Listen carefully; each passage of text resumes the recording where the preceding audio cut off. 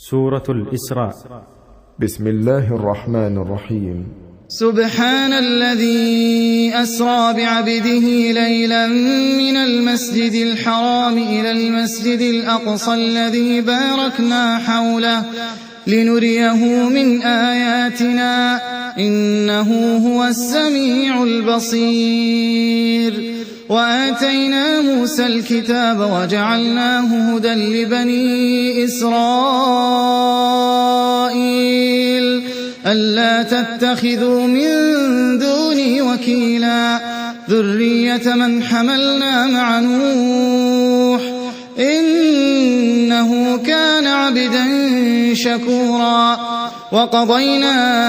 إلى بني إسرائيل في الكتاب لتفسدن في الأرض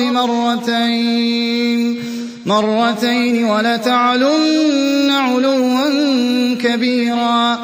فإذا جاء وعد أولاهما بعثنا عليكم عبادا لنا أولي بأس شديد فجاسوا خلال الديار وكان وعدا مفعولا. ثم رددنا لكم الكرة عليهم وأمددناكم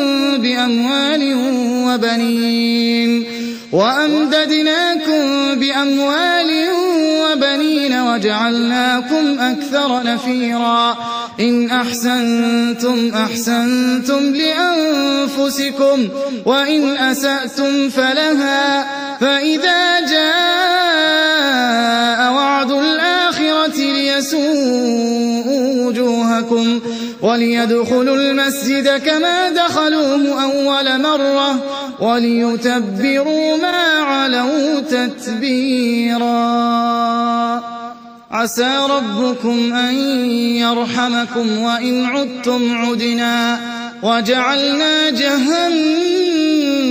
للكافرين حصيرا. إن هذا القرآن يهدي للتي هي أقوم ويبشر المؤمنين الذين يعملون الصالحات أن لهم أجرا كبيرا وأن الذين لا يؤمنون بالآخرة اعتدنا لهم عذابا أليما. ويدعو الإنسان بالشر دعاءه بالخير وكان الإنسان عجولا. وجعلنا الليل والنهار آيتين فمحونا آية الليل وجعلنا آية النهار مبصرة لتبتغوا فضلا من ربكم ولتعلموا عدد السنين والحساب وكل شيء فصلناه تفصيلا. وكل إنسان ألزمناه طائره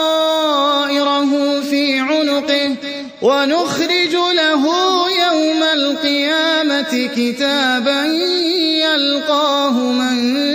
منشورا.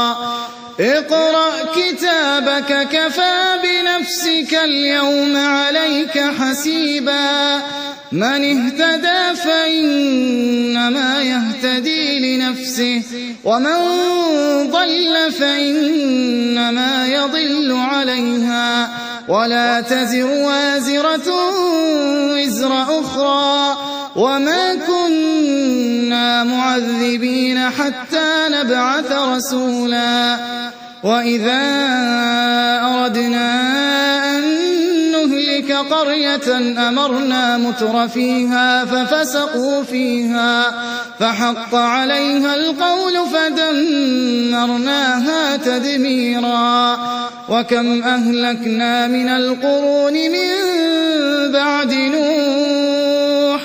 وكفى بربك بذنوب عباده خبيرا بصيرا. من كان يريد العاجلة عجلنا له فيها ما نشاء لمن نريد ثم ثم جعلنا له جهنم يصلاها مذموما مدحورا ومن أراد الآخرة وسعى لها سعيها وهو مؤمن فأولئك كان سعيهم مشكورا كلا نمد هؤلاء وهؤلاء من عطاء ربك وما كان عطاء ربك محظورا انظر كيف فضلنا بعضهم على بعض وللآخرة أكبر درجات وأكبر تفضيلا لا تجعل مع الله إلها آخر فتقعد مذموما مخذولا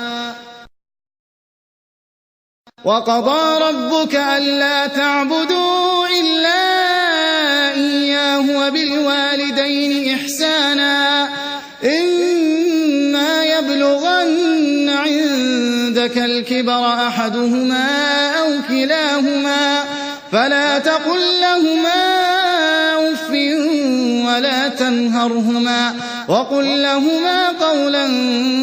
كريما واخفض لهما جناح الذل من الرحمة وقل رب ارحمهما كما ربياني صغيرا ربكم أعلم بما في نفوسكم إن تكونوا صالحين فإنه كان للأوابين غفورا وآت ذا القربى حقه والمسكين وابن السبيل ولا تبذر تبذيرا إن المبذرين كانوا إخوان الشياطين وكان الشيطان لربه كفورا وإما تعرضن عنهم ابتغاء رحمة من ربك ترجوها فقل لهم قولا ميسورا ولا تجعل يدك مغلولة إلى عنقك ولا تبسطها كل البسط فتقعد ملوما محسورا إن ربك يبسط الرزق لمن يشاء ويقدر إنه كان بعباده خبيرا بصيرا ولا تقتلوا أولادكم خشية إملاق نحن نرزقهم وإياكم إن قتلهم كان خطأ كبيرا ولا تقربوا الزنا إنه كان فاحشة وساء سبيلا ولا تقتلوا النفس التي حرم الله إلا بالحق ومن قتل مظلوما فقد جعلنا لوليه سلطانا فلا يسرف في القتل إنه كان منصورا ولا تقربوا مال اليتيم إلا بالتي هي أحسن حتى يبلغ أشده وأوفوا بالعهد إن العهد كان مسؤولا وأوفوا الكيل إذا كلتم وزنوا بالقسطاس المستقيم ذلك خير وأحسن تأويلا ولا تقف ما ليس لك به علم إن السمع والبصر والفؤاد كل أولئك كان عنه مسؤولا ولا تمش في الأرض مرحا إنك لن تخرق الأرض ولن تبلغ الجبال طولا كل ذلك كان سيئه عند ربك مكروها ذلك مما أوحى إليك ربك من الحكمة ولا تجعل مع الله إلها آخر فتلقى في جهنم ملوما مدحورا أفأصفاكم ربكم بالبنين واتخذ من الملائكة إناثا إنكم لتقولون قولا عظيما ولقد صرفنا في هذا القرآن ليذكروا وما يزيدهم إلا نفورا قل لو كان معه آلهة كما يقولون إذا لابتغوا إلى ذي العرش سبيلا سبحانه وتعالى عما يقولون علوا كبيرا تسبح له السماوات السبع والأرض ومن فيهن وإن من شيء إلا يسبح بحمده ولكن لا تفقهون تسبيحهم إنه كان حليما غفورا وإذا قرأت القرآن جعلنا بينك وبين الذين لا يؤمنون بالآخرة حجابا مستورا وجعلنا على قلوبهم أكنة أن يفقهوه وفي آذانهم وقرا وإذا ذكرت ربك في القرآن وحده ولوا على أدبارهم نفورا نحن أعلم بما يستمعون به إذ يستمعون إليك وإذ هم نجوى إذ يقول الظالمون إن تتبعون إلا رجلا مسحورا انظر كيف ضربوا لك الأمثال فضلوا فلا يستطيعون سبيلا وقالوا أئذا كنا عظاما ورفاتا أئنا لمبعوثون خلقا جديدا قل كونوا حجارة أو حديدا أو خلقا مما يكبر في صدوركم فسيقولون من يعيدنا قل الذي فطركم أول مرة فسينغضون إليك رؤوسهم ويقولون متاه قل عسى أن يكون قريبا يوم يدعوكم فتستجيبون بحمده وتظنون إن لبثتم إلا قليلا وقل لعبادي يقولوا التي هي أحسن إن الشيطان ينزغ بينهم إن الشيطان كان للإنسان عدوا مبينا ربكم أعلم بكم إن يشأ يرحمكم أو إن يشأ يعذبكم وما أرسلناك عليهم وكيلا وربك أعلم بمن في السماوات والأرض ولقد فضلنا بعض النبيين على بعض وآتينا داود زبورا قل ادعوا الذين زعمتم من دونه فلا يملكون كشف الضر عنكم ولا تحويلا أولئك الذين يدعون يبتغون إلى ربهم الوسيلة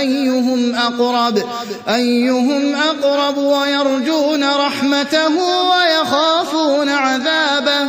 إن عذاب ربك كان محذورا وإن من قرية إلا نحن مهلكوها قبل يوم القيامة أو معذبوها عذابا شديدا كان ذلك في الكتاب مسطورا وما منعنا أن نرسل بالآيات إلا أن كذب بها الأولون وآتينا ثمود الناقة مبصرة فظلموا بها وما نرسل بالآيات إلا تخويفا وإذ قلنا لك إن ربك أحاط بالناس وما جعلنا الرؤيا التي أريناك إلا فتنة للناس والشجرة الملعونة في القرآن ونخوفهم فما يزيدهم إلا طغيانا كبيرا وإذ قلنا للملائكة اسجدوا لآدم فسجدوا إلا إبليس قال أسجد لمن خلقت طينا قال أرأيتك هذا الذي كرمت علي لئن أخرتني إلى يوم القيامة لأحتنكن ذريته إلا قليلا قال اذهب فمن تبعك منهم فإن جهنم جزاؤكم جزاء موفورا واستفزز من استطعت منهم بصوتك وأجلب عليهم بخيلك ورجلك وشاركهم في الأموال والأولاد وعدهم وما يعدهم الشيطان إلا غرورا إن عبادي ليس لك عليهم سلطان وكفى بربك وكيلا ربكم الذي يزجي لكم الفلك في البحر لتبتغوا من فضله إنه كان بكم رحيما وإذا مسكم الضر في البحر ضل من تدعون إلا إياه فلما نجاكم إلى البر أعرضتم وكان الإنسان كفورا أفأمنتم أن يخسف بكم جانب البر أو يرسل عليكم حاصبا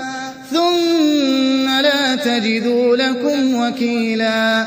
أم أمنتم أن يعيدكم فيه تارة أخرى فيرسل عليكم قاصفا من الريح فيغرقكم بما كفرتم ثم لا تجدوا لكم علينا به تبيعا ولقد كرمنا بني آدم وحملناهم في البر والبحر ورزقناهم من الطيبات وفضلناهم على كثير ممن خلقنا تفضيلا يوم ندعو كل أناس بإمامهم فمن أوتي كتابه بيمينه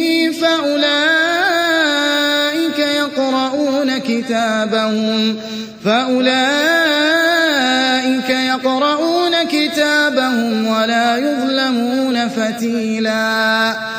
ومن كان في هذه أعمى فهو في الآخرة أعمى وأضل سبيلا وإن كادوا ليفتنونك عن الذي أوحينا إليك لتفتري علينا غيره وإذا لاتخذوك خليلا ولولا أن ثبتناك لقد كدت تركن إليهم شيئا قليلا إذا لأذقناك ضعف الحياة وضعف الممات ثم لا تجد لك علينا نصيرا وإن كادوا ليستفزونك من الأرض ليخرجوك منها وإذا لا يلبثون يبغون خلافك إلا قليلا سنة من قد أرسلنا قبلك من رسلنا ولا تجد لسنتنا تحويلا أقم الصلاة لدلوك الشمس إلى غسق الليل وقرآن الفجر إن قرآن الفجر كان مشهودا ومن الليل فتهجد به نافلة لك عسى أن يبعثك ربك مقاما محمودا وقل رب أدخلني مدخل صدق وأخرجني مخرج صدق واجعل لي من لدنك سلطانا نصيرا وقل جاء الحق وزهق الباطل إن الباطل كان زهوقا وننزل من القرآن ما هو شفاء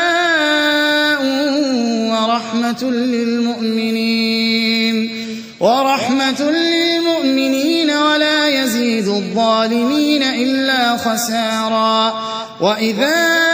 أنعمنا على الإنسان أعرض ونأى بجانبه وإذا مسه الشر كان يئوسا قل كل يعمل على شاكلته فربكم أعلم بمن هو أهدى سبيلا ويسألونك عن الروح قل الروح من أمر ربي وما أوتيتم من العلم إلا قليلا ولئن شئنا لنذهبن بالذي أوحينا إليك ثم لا تجد لك به علينا وكيلا إلا رحمة من ربك إن فضله كان عليك كبيرا قل لئن اجتمعت الإنس والجن على أن يأتوا بمثل هذا القرآن لا يأتون بمثله ولو كان بعضهم لبعض ظهيرا ولقد صرفنا للناس في هذا القرآن من كل مثل فأبى أكثر الناس إلا كفورا وقالوا لن نؤمن لك حتى تفجر لنا من الأرض ينبوعا أو تكون لك جنة من نخيل وعنب فتفجر الأنهار خلالها تفجيرا أو تسقط السماء كما زعمت علينا كسفا أو تأتي بالله والملائكة قبيلا أو يكون لك بيت من زخرف أو ترقى في السماء ولن نؤمن لرقيك حتى تنزل علينا كتابا نقرأه قل سبحان ربي هل كنت إلا بشرا رسولا وما منع الناس أن يؤمنوا إذ جاءهم الهدى إلا أن قالوا أبعث الله بشرا رسولا قل لو كان في الأرض ملائكة يمشون مطمئنين لنزلنا عليهم من السماء ملكا رسولا قل كفى بالله شهيدا بيني وبينكم إنه كان بعباده خبيرا بصيرا ومن يهد الله فهو المهتد ومن يضلل فلن تجد لهم أولياء من دونه ونحشرهم يوم القيامة على وجوههم عميا وبكما وصما مأواهم جهنم كلما خبت زدناهم سعيرا ذلك جزاؤهم بأنهم كفروا بآياتنا وقالوا أئذا كنا عظاما ورفاتا أئنا لمبعوثون خلقا جديدا أولم يروا أن الله الذي خلق السماوات والأرض قادر على أن يخلق مثلهم وجعل لهم أجلا لا ريب فيه فأبى الظالمون إلا كفورا قل لو أنتم تملكون خزائن رحمة ربي إذا لأمسكتم خشية الإنفاق وكان الإنسان قتورا ولقد آتينا موسى 9 آيات بينات فاسأل بني إسرائيل إذ جاءهم فقال له فرعون إني لأظنك يا موسى مسحورا قال لقد علمت ما أنزل هؤلاء إلا رب السماوات والأرض بصائر وإني لأظنك يا فرعون مثبورا فأراد أن يستفزهم من الأرض فأغرقناه ومن معه جميعا